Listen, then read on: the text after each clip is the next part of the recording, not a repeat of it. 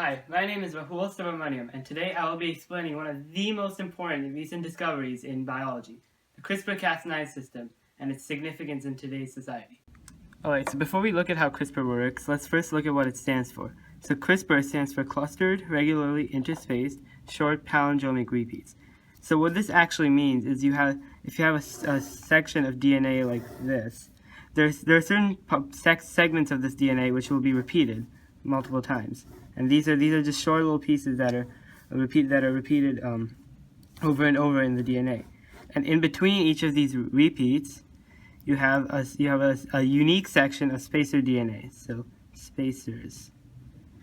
So these spacers are unique, while the repeats in between are not unique.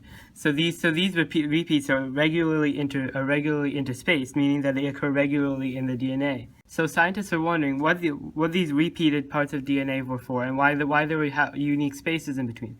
So what they actually found out is that CRISPR is actually an immune system in a bacteria. So if you have a bacteria here, and you have the DNA here with your repeated segments and your spacers in between, what they found was that these spacer segments actually matched up with viral RNA. So if you have a normal bacteriophage here, this spacer DNA matches up with the RNA that will be found in a bacteriophage. So what they realized was that the CRISPR method was a way for the bacteria to remember this RNA once it came into the cell. So once the virus injected its RNA into the cell, the CRISPR system would realize that this RNA was foreign and would add it to the bacterial DNA as a spacer, so that it could remember this later.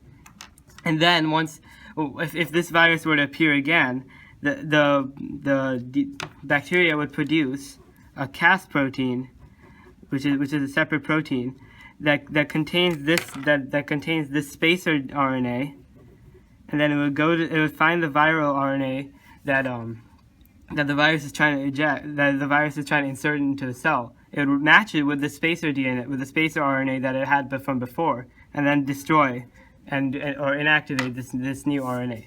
So that was the original purpose of CRISPR in microbes. So what then scientists began to wonder is how can this be applied to genetic engineering? Like, for example, how could you use this to modify genes or even replace genes with new genes? So what they decided was that if you have a segment of DNA, and let's say that this segment is the part you want to replace, you create a CRISPR enzyme containing the DNA from this gene here, and then when this CRISPR enzyme moves and finds this DNA, it will recognize it as being part of the database that it has in the protein, and then inactivate this gene. So what you have done here by using the Cas enzyme is you have inactivated this gene here. It will no longer be expressed in the DNA, and it will no longer be used in cellular functions.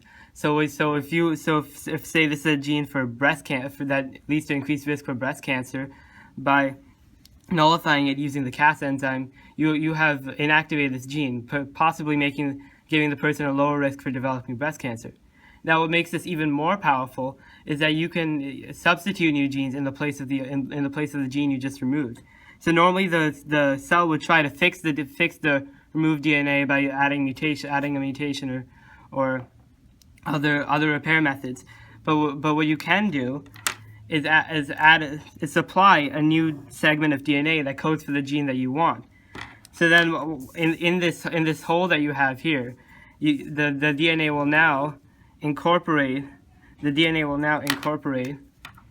this new segment of this new gene that you want to add to the DNA. So what you have just done is you have taken out the gene that you don't want here, and you have replaced it with something totally new that you do want. This discovery is not only of major scientific value, but also raises a variety of important ethical questions. For example, what if an athlete were to use the CRISPR system to change this gene for myostatin, which increases muscle mass? Similar questions like this must be answered if we are to use CRISPR responsibly in today's society. Thank you, and I hope you learned something.